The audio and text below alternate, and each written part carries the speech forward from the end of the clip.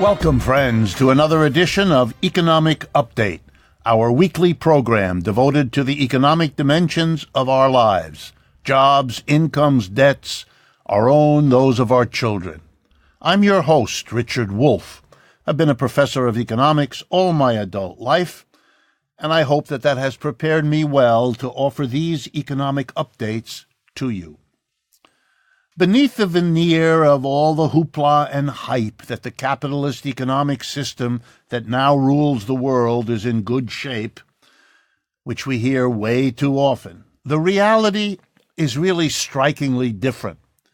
And I'm opening the show today by giving you 3 examples from 3 different countries, Canada, France, and Italy, because they illustrate each in their own way the reality and its difference from what the hoopla and the hype suggest. Let me begin with Canada, but before I do, let me speak to one Canadian in particular, Francine G. in the province of Quebec. Please send us your address, your mailing address again, so we can properly answer your last communication. We very much appreciate our Canadian audience as well, and so we want to be in communication, and we have mislaid your address. I want to speak about a statement made this last week by Prime Minister Justin Trudeau. He was introducing the government's new budget, and there we saw tax cuts for corporations.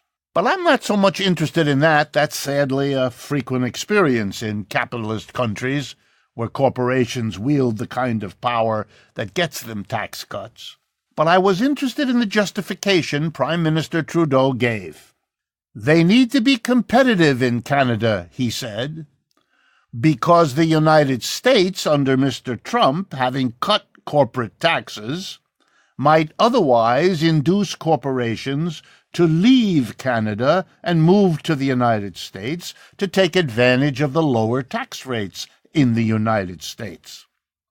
Now, I'd like to comment on this in 2 ways. First, please notice that the rest of the world is taking steps to undo the very goals that Mr. Trump had. When he cut taxes on corporations, the purpose, he said, was not just to give a gift to corporations, but to bring jobs, i.e., to have companies leave wherever else they are and come to the United States now that we have taxed them less. Anyone who knows how this game is played knows, and knew then, that other countries would not sit idly by and watch such a process. They would match. And that's what's happening. Mr. Trump promised results he cannot deliver since he doesn't control the taxes levied in and by other countries. So the first comment is, see, we told you so. This is a theater of Mr. Trump's about bringing jobs. The only concrete reality of the tax cuts on corporations was that they paid less. But here's an even more important comment. This is called the race to the bottom. Every country will now cut taxes on corporations to keep their companies and to frustrate Mr. Trump's purpose. And as each country does it, it gives even more incentive to the countries that haven't done it to do it. And in fact, some countries will take this opportunity to cut taxes even further, so we can expect President Trump or whoever comes next to come back to the Congress, want more tax cuts to compete with the greater tax cuts initiated elsewhere. This races to the bottom. It means every government of every country in the world will have less money from its corporations to do for its people. The only beneficiary here are the corporations, who are playing the countries like suckers, which reminds me of what we talked about last week when we saw the Amazon Corporation playing the states and cities of America against each other and getting $5.5 billion out of the states of Virginia and New York for locating headquarters there. This is a system set up to advantage corporations at the expense of public institutions and the public services they provide. My next example of a dysfunctional capitalism comes from France. How stark, and so always it is with French politics.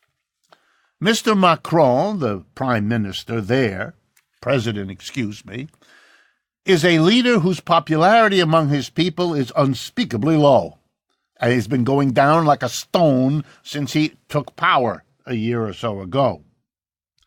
But not for corporations. He's made France friendly to corporations. 74% of heads of foreign companies in France say that the country is an attractive place for business. That's according to an annual poll of 200 executives by Ipsos, a major polling operation. That's a 14-point improvement on last year and more than twice the 36% recorded in the same poll in 2016 before Macron became president. So he's doing what's necessary for the corporations, but not for the mass of people, and boy, the French know how to tell you that. Over the last week, a movement known as Yellow Jackets spread across France to hundreds and hundreds of French cities, where people dressed in yellow jackets went out into the streets, blocking traffic in protest against the government and the big oil companies there jacking up the price of fuel. The French don't like to wait for elections. When they're angry about something, they want everyone to know it now. And Mr. Macron didn't do anything, told them shame on them, took advantage of some fracas in Paris to claim that there was violence, standard operating procedure when you can't deal with the issue that people are bringing up. All political persuasions, left-wing and right-wing, of working people who pay the exorbitant price of fuel in France were in the streets with their yellow jackets protesting. The mass of people letting everyone know, for them, President Macron is a disaster. He should go. Meanwhile, for the big corporate executives, they don't see what the problem is. Should strike Americans with a familiar note. Then there's Italy. Italy has a peculiar coalition government. On the one hand, a popular movement. On the other hand, a right wing trying to take advantage of popular discontent. Well, they too recently announced their budget. And here's what they're planning to do. They're planning to borrow lots of money, which makes the rest of Europe nervous. But it's interesting what they're going to spend the money on. Three things are taking the bulk of their money. I thought Americans and others might be interested. Number one, an improvement in pensions for older people. That's right. 400,000 people will newly be able to retire at age 62. They weren't able to do that before. Current law sets retirement at 65. Women will still be able to retire at 58 if they're employed and 59 if self-employed. Wow. The government hopes that by making it easier, hear me please, easier for people to retire with decent incomes, jobs will be created for young people, aged 15 to 34, since the unemployment rate there is high for them and the government wants to do something for them.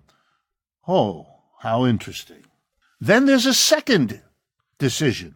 The government budget provides for a universal basic income. The Five-Star Movement, the big populist movement that's a dominant partner in the coalition, made that a promise of its campaign. Roughly $900 a month will be made available to all of those least off.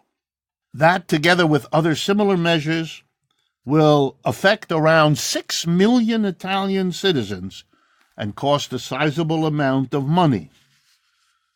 And finally, even though there are other aspects that are interesting, an infrastructure program to provide jobs, rebuilding Italy.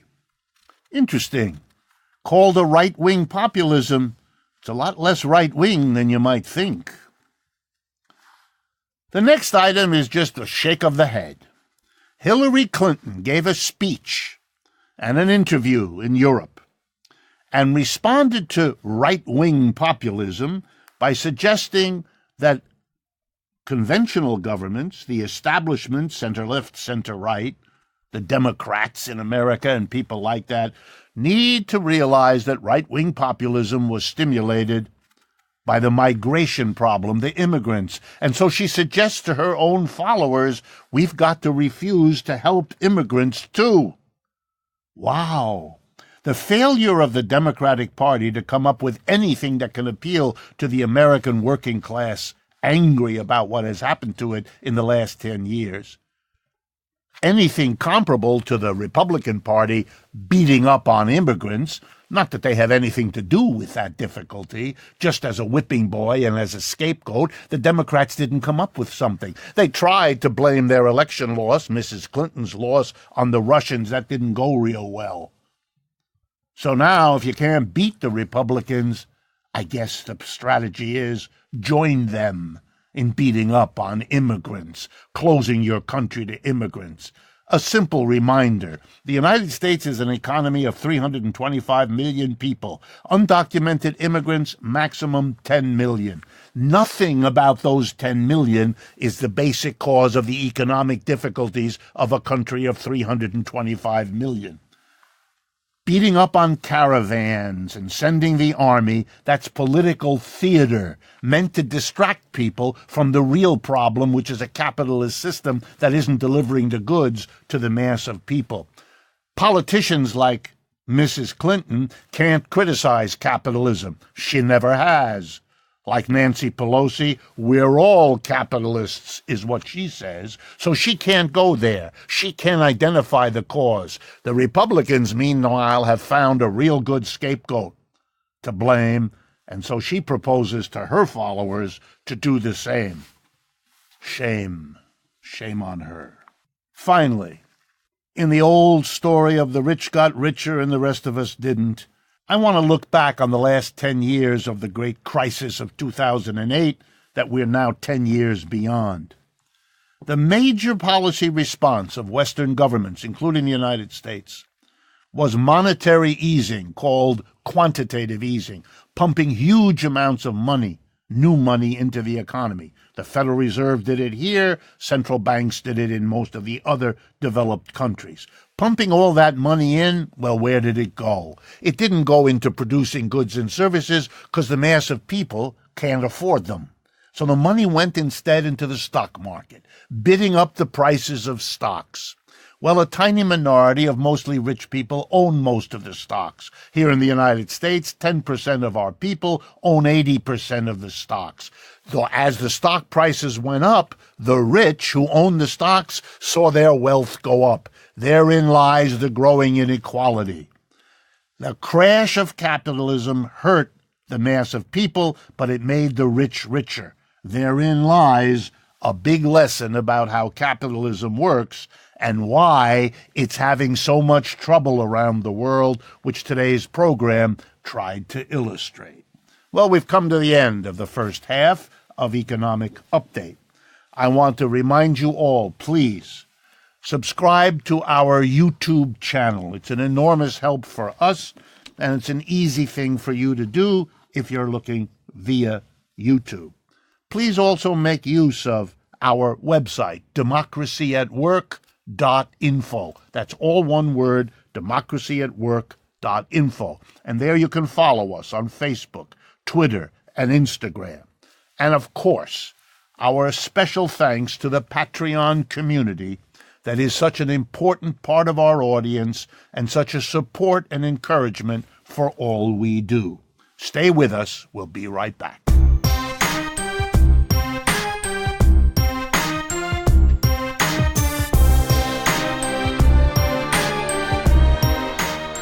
Welcome back, friends, to the second half of Economic Update. Well, it's that time again when I am welcoming with great pleasure Dr. Harriet Fraad. As many of you know, she's a regular on our program, and she's a practicing mental health counselor and hypnotherapist in private practice in New York. Her work explores the intersections of American personal, economic and political life. I want to expand the introduction briefly by saying that Dr. Fraad has a new, important project. It's a bi-monthly podcast that explores these issues that she's undertaken in her conversations with us. How the economy in particular affects life at home, relationships at work, romance, and dating. The name of this podcast is Capitalism Hits Home, and you can find it on iTunes, Google Play, and our website, democracyatwork.info. If you would like to support this project and this podcast, please go to patreon.com/capitalismhitshome. So welcome again to our program. Thank you. It's also on my podcast, harrietfraad.com is also on my website, the podcast. Good. So, all right. We're going to talk about these recent midterm elections. And what I wanted to ask you to do, as always, is look at them through the lens of psychology and economics intertwined. So on that basis, tell us, what struck you about these midterm elections that others may not have given so much attention to, but that seemed to you to be important things for us to take away from that remarkable outcome? One thing I noticed that was widely noticed is that women won in Congress like never before. At least 32 women won, women of color, Muslim women, Native American women, African American women, Palestinian American women, and so it was called the Year of the Woman. It wasn't really the Year of the Woman because Republican women didn't win. Only one Republican woman won over the incumbent, whereas many of the Democrats did. And that is what I think is really significant. How come? What's happening with women and men in this society to allow this to happen, to widely support female progressive candidates who are Democrats? Well, one thing that we have to look at is there's been an uncelebrated revolution in American households. Because before 1970, for white people who were much more of a majority before the 1970s, women were basically in an economic position of feudal serfs. They created useful things in the households for which they got a cut of their own labor. They got some cleanliness and order and cooked food, and some sexual services and emotional services, but that's what they provided to their husbands on the basis of their gender. So let me ask you, why do you think that the Democratic women candidates were so successful against incumbents and breaking in to the Congress, and the Republicans much less so? Well, there's been an unregistered, uncelebrated revolution in the American household, which is profound, and I think that's what showed. I'll explain it, which is that before the 1970s, women were basically on an economic position of feudal serfs in the household. They created use values, things you can use.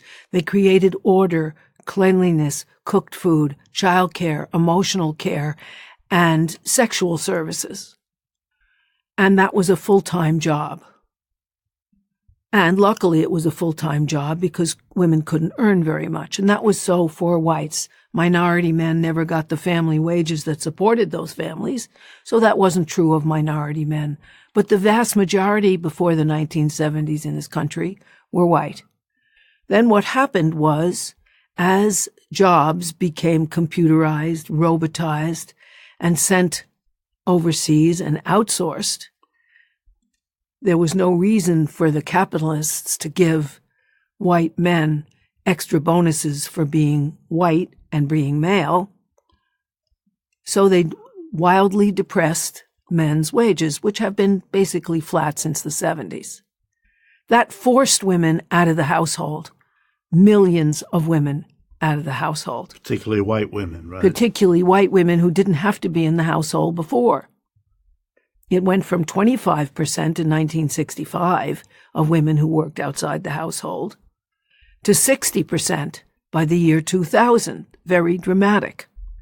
And women who work all day are much less willing to then do what Arlie Hochschild called a second shift of taking care of men, taking care of the house, and giving men extra emotional services because they feel bad since they're not making much money, taking care of children, doing all the work of cleanliness and order and cooking and arranging for children and taking care of children.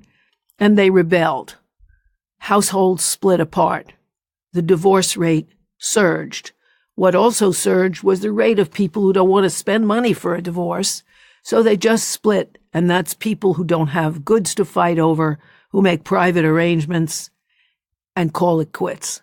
So marriage became very troublesome, and women are the ones rejecting marriage now, not men. And now the majority of women is single. And those women need different conditions. They need good public health care, Medicare for everyone. They need child care. They need after-school care. They need elder care. They need better salaries. They need social benefits like Europe has. And they could see that the Republicans not only are voting against their abortions and birth control, but down the line denying them what they need while degrading them. And the evangelical movement that supports Trump and his Republican Congress people has a rule set up by the Baptist Convention on Men and Women, which the fundamentalists follow, which is that women are subordinate to men. They are not allowed to supervise men in any position. And that men should be nice to women, but women have to subordinate themselves to men's rule. That's why they have a much higher divorce rate than anyone else, because women, after working all day, are not really wanting to be bossed around by somebody who doesn't earn very much. He no longer has that entitlement. So these needs of single women and of women under these circumstances, you're saying they need push them towards the Democrats. Absolutely, because they need communal organization in the household, and they need a series of benefits that supports that and supports their role of homemakers and child carers and health providers. They need that, and the Republicans won't give it. And they also have a different feeling about themselves as women, because we had a women's movement in the 1960s that let us know that we are full human beings. Recently, the Kavanaugh hearings spurred women to face just what some men think of women, that you can cup your hand over a screaming woman's mouth and laugh while you try to rape her. And that actually means you won among your frat crowd who laugh. That there is a humiliation of women with a president who has 22 suits against him for sexual harassment. And they need something better, and they need something different, and they need the conditions of existence for a communal household. It's a revolution, a class revolution in the household.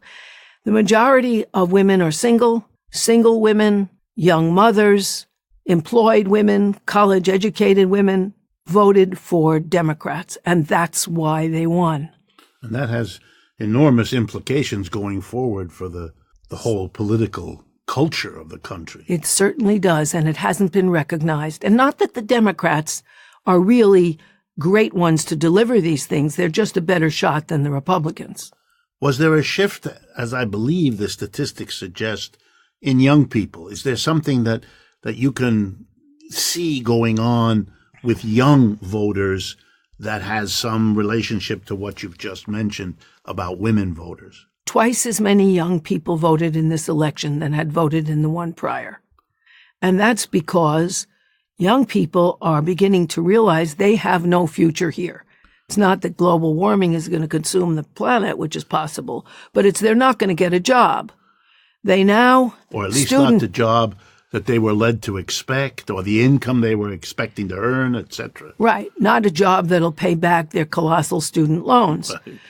Young people owe $1 trillion in student loans. The student loan debt has doubled in the last 10 years.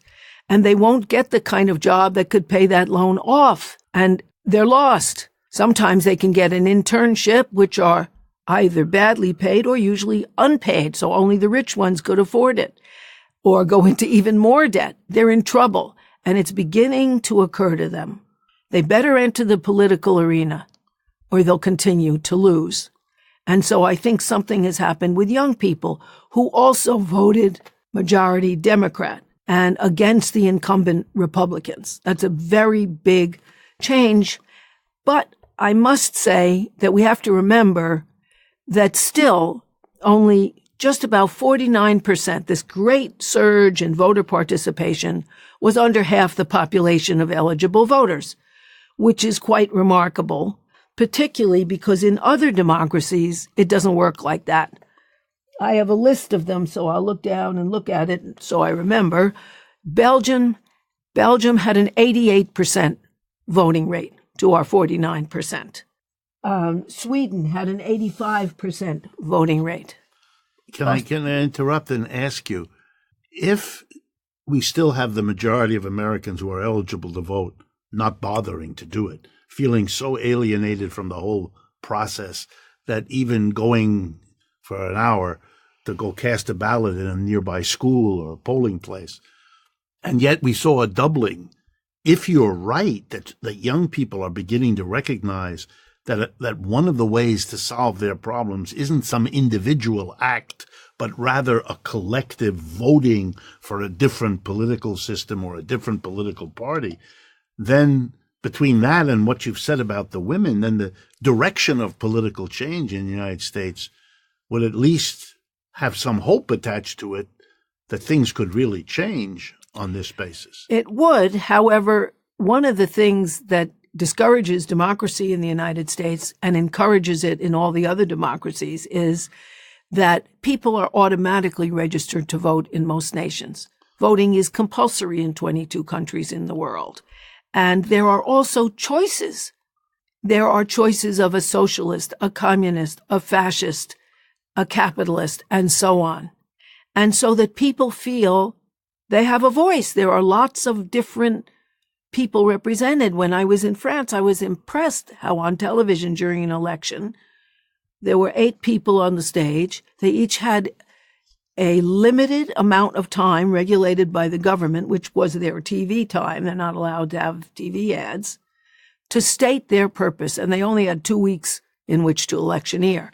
So that's very, very different from the pay-to-play system in the United States, where people aren't registered and are actually Black people and poor people are, driven from the polls.